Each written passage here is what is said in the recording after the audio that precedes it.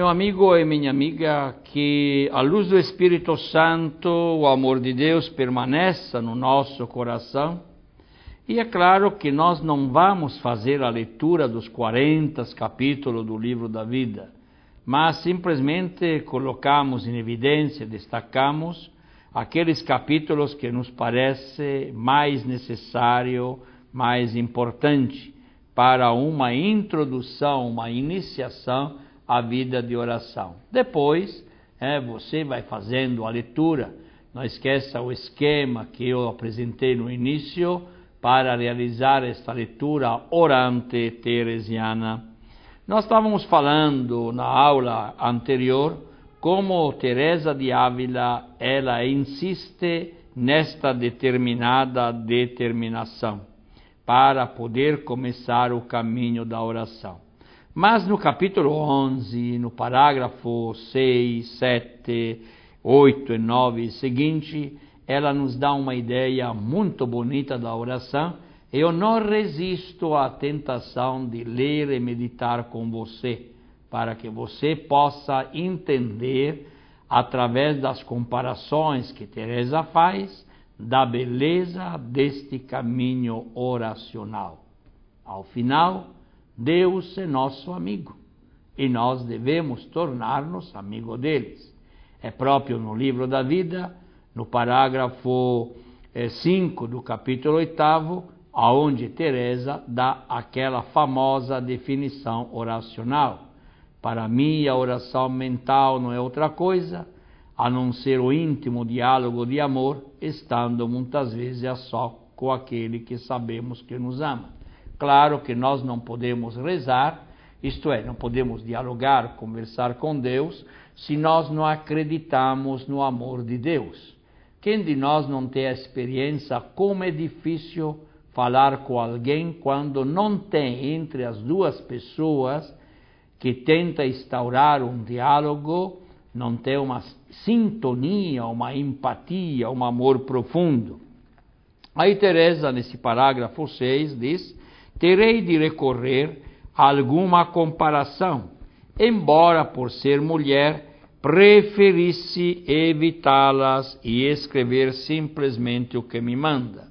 Mas é tanta a dificuldade da linguagem espiritual para os que, como eu, não têm instrução, que terei de buscar algum meio, correndo o risco de nem sempre acertar nessa comparação, divertirá vossa mercê por tanta ignorância. Parece-me que eu ouvi esta comparação. Como tenho a memória ruim, não sei onde nem porquê, mas para o meu objetivo aqui, basta-me citá-la. Quem principia deve ter especial cuidado, como quem fosse plantar um jardim, para deleite do Senhor, em terra muito improdutiva, com muitas ervas daninhas. Sua Majestade arranca as ervas daninhas e planta as boas.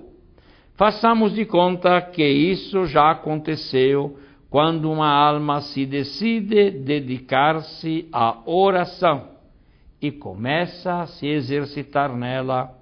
Com a ajuda de Deus, temos de procurar, como bons jardineiros, que essas plantas cresçam, tendo cuidado de regá-las para que não se perca e venham dar flores, cujo perfume agradável delicie esse nosso Senhor, para que ele venha se deleitar muitas vezes em nosso jardim e gozar entre estas virtudes.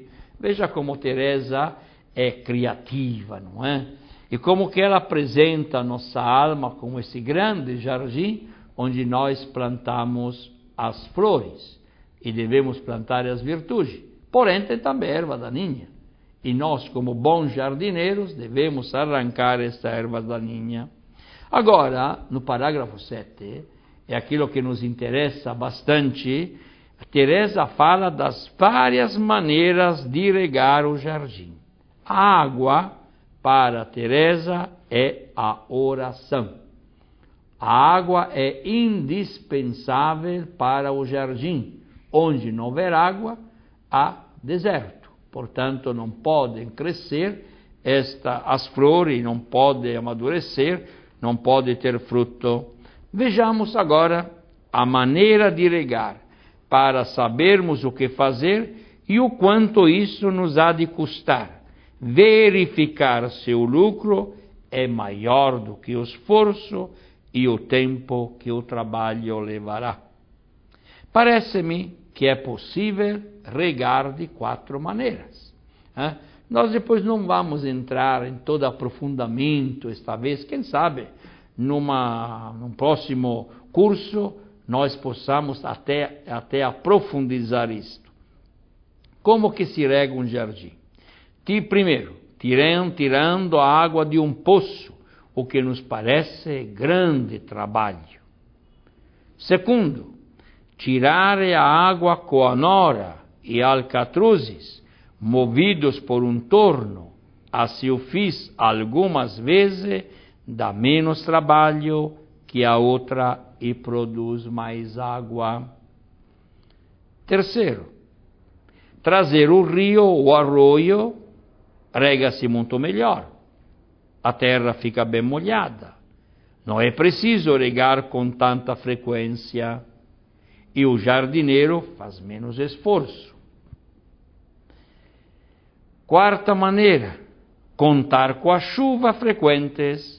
Neste caso, o Senhor rega sem nenhum trabalho nosso, sendo esta maneira incomparavelmente melhor que as outras. Agora, diz a Teresa, apliquemos à oração essas 4 maneiras de regar, com as quais haveremos de conservar o jardim, sem ser irrigado, perecerá. Com esta comparação, acredito poder explicar algo dos 4 graus de oração em que o Senhor, pela sua bondade, pôs alguma vez a minha alma. Queira sua bondade que eu diga de modo que traga proveito a uma das pessoas que me mandaram escrever, porque o Senhor em 4 meses a fez avançar mais do que eu conseguisse em 17 anos. Essa pessoa se dispôs melhor do que eu, e assim rega sem trabalho seu vergel com as 4 águas, embora a última só lhe venha gota a gota. Mas o prosseguir é assim, logo estará mergulhado nela.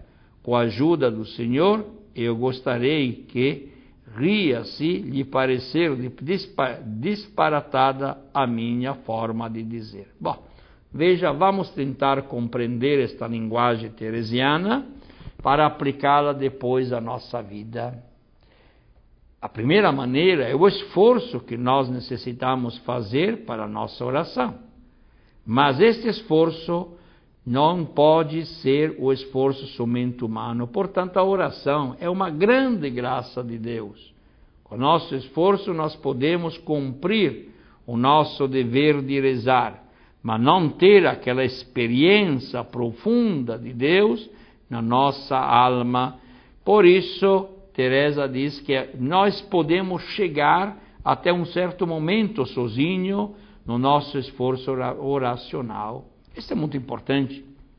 Nós podemos rezar o terço, rezar o Pai Nosso, rezar a Ave Maria, mas não podemos entrar nesta íntima comunhão da oração.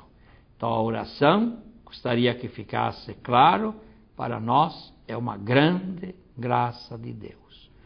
Quando o jardineiro, que é o Senhor, decide fazer chover, aí nada nós fazemos a não ser olhar esta chuva que vai ser derramada sobre nós.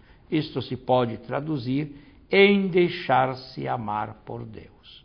Aí surge uma pergunta que eu vou tentar responder na próxima aula. É difícil rezar ou é fácil?